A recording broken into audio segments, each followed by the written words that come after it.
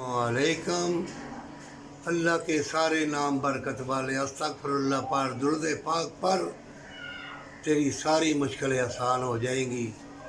बरकत वाली कमाई के साथ कुर्बानी दे, हज उम्र कर, यतीमों मस्कीनों मजबूरों को दे, तेरा जिस्म नूरो नूर हो जाएगा, तेरी ज़बान में तासीर आ जाएगी, तो दरवेश बन जाएगा।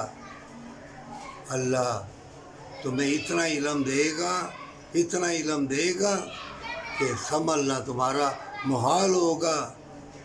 ये सेटेलाइट निज़ाम, ये कितना इल्म है, सोचो तो फ़ौरन मोबाइल में आ जाता है। और ये दीन इस्लाम के दुश्मन ये ताने मारेंगे। और मज़ारों के ऊपर देख लो, वो अल्लाह के वली थे, और आगे जो बैठे हुए हैं वो दुनिया के तलबगार हैं। इतना तरक्की पजीर ये वक्त है, ज़माना है, लेकिन गुमराही, तौबा तौबा। सब ने अपना लिबास उतार दिया है, पैसे के लिए, दिखावे के लिए, जन्नत के लिए नहीं, अल्लाह की रहमत के लिए नहीं, तंदुरुस्ती के लिए नहीं।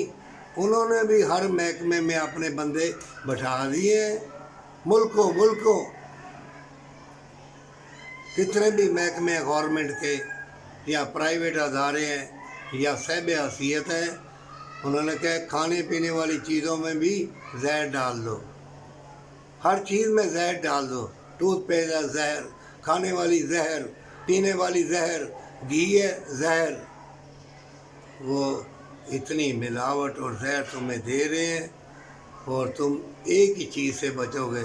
अस्पताल भर गए हैं, अपना अल्लाह के सुपुर्द कर दे, अस्तगफिरुल्लाह पर, अल्लाह तुमको बचा लेगा। पर सच्ची तौबा।